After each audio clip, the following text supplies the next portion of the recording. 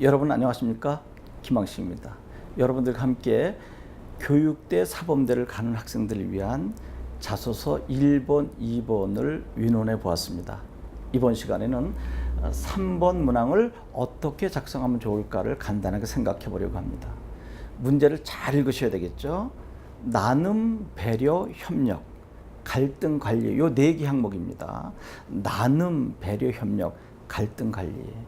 이러한 것을 해결하는 과정 속에서 무엇을 배우고 느꼈는지를 중심으로 천자이내를 기술하라. 여기까지가 바로 공통의 문제인 것입니다. 대교육에서 1번, 2번, 3번은 모든 대학이 공통적으로 출제되는 것이죠. 이제 여기에서 학생들은 나눔, 배려, 협력을 각각 항목으로 잡아내려고 하는데 그렇게 할 필요 없고 하나의 사례를 들어주면 됩니다. 특히 2번 문항에서 봉사활동이나 또 학생의 자치활동이나 진로활동 등등의 많은 것이 소재가 된 것처럼 그것도 3번으로 가지고 오면 되는데 그 구체적인 사례들을 여러분들이 간단하게 기술하고 거기에서 무엇을 갈등으로 여겼는가를 꼭 잡아내야 됩니다.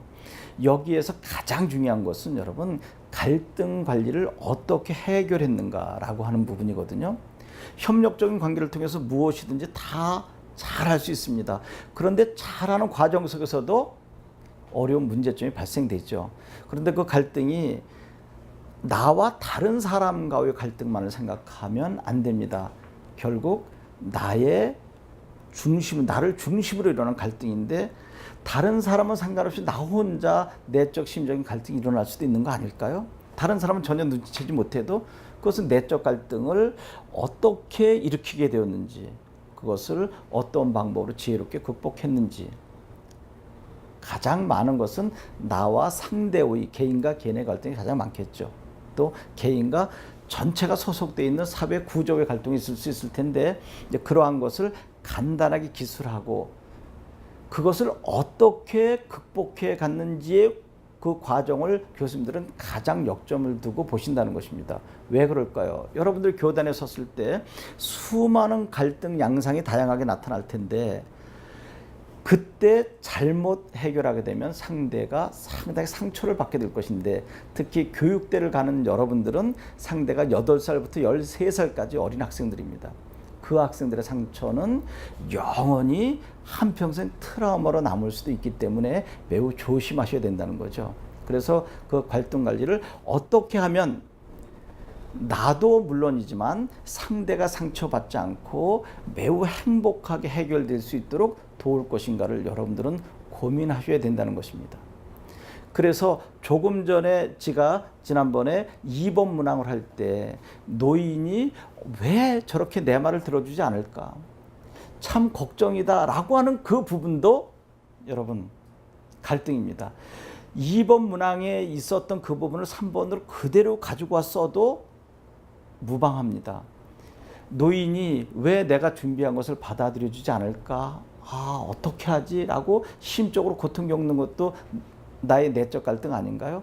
그런데 그것을 바로 그때 주변에서 이렇게 했으면 좋겠다라고 기뜸해 준 그 부분이 갈등 해소 방법론이잖아요. 그리고 그 방법론을 바탕으로 이렇게 해줬더니 어떻게 해줬어요? 할아버지가 읽고 있는 책을 내가 미리 읽고 말씀드렸더니 그게 바로 해결 방법론이었죠.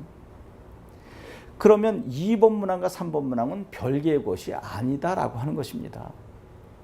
2번 문항에서 갈등이 잘 드러나게 그리고 해결한 것을 3번 문항에 가지고 와서 느낀 점만 잘 기술하고 그것을 또 교단에 섰을 때 어떻게 접목시킬 것인가까지 간다면 3번 문항도 매우 훌륭하죠. 그래서 저는 1번, 2번, 3번 문항이 각각 다 다른 내용의 즉 다른 발문으로 질문이 되고 있지만 결국 하나로 갈 수도 있겠다라고 하는 것입니다.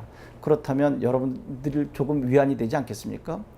이제는 1, 2, 3번이 각각 다른 것이 아니라 1, 2, 3번 모두 다 각각 다른 문제지만 같이 갈 수도 있다라고 하는 것을 생각한다면 소재는 무궁무진한 거죠. 하나의 소재를 가지고 1, 2, 3번 다양하게 변화시켜 갈 수도 있고 또 전혀 다른 소재일지라도 그것을 끌고 와서 아주 쉽게 문제에 맞게 적용해 가는 것. 그래서 가능한 그 구체적인 사례를 들어드리려고 애쓰고 있는 것입니다. 여러분 1번, 2번, 3번은 반드시 배우고 느낀 점을 중심으로 기술하라 라고 했기 때문에 그것을 빠뜨리면 높은 점수를 받지 못합니다.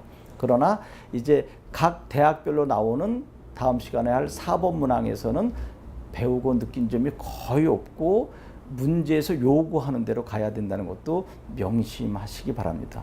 그래서 요 3번 문항은 제가 구체적으로 더 접근하지 않는 것은 2번 문항을 바탕으로 살짝 변형시켜도 큰 문제가 없겠다. 그래서 제가 1번, 2번 문항을 하면서 서너 통의 전화를 받는데 많은 전화는 아닙니다. 이제 저에게 관심 있게 듣고 있는 학생들인데요. 선생님, 이 방법론 다 좋은데 사례를 너무 구체적으로 들어주니까 저희가 쓸 것이 없어집니다. 그렇게 썼으면 좋겠다라고 하는 핵심적인 방법론만 알려주시고 구체적인 사례는 많이 들어주지 않았으면 좋겠습니다 라고 할 때 제가 살짝 미소를 졌습니다. 아, 욕심 참 많은 학생이로군. 그래서 저는 좀 더 다양한 사례를 많이 들어주고 싶은데 그 학생은 원치 않은 것 같습니다. 그래서 여기서 너무나 많은 사례를 들어주면 또 이와 같은 사례를 모든 학생들이 쓰게 되면 쓸 거리가 없어지고 유사도 검사에 걸려들 수 있다라고 하는 우려를 표명하는데 저는 그렇지 않거든요. 수백 가지, 수천 가지를 여러분만의 방법으로 접근한다면 유사도는 걱정 안 하셔도 될 것입니다. 그리고 특히 유사도를 이야기할 때 누구나 쓰는 일반적인 것은 유사도에 포함되지 않는다는 것도 참고해 주셨으면 좋겠습니다. 그래서 이번 3번은 제가 구체적인 사례를 들어주기보다는 2번 문항에 있었던 것을 이렇게 3번 문항에 써도 큰 문제 없다라고 대체해 봤습니다. 다음 시간에는 교원대 그리고 경희교대나 또 춘천교대, 서울교대 유형의 문제, 또 부산교대 유형의 문제를 여러분들과 함께 간단하게 생각해 볼 것입니다. 여러분 고맙습니다.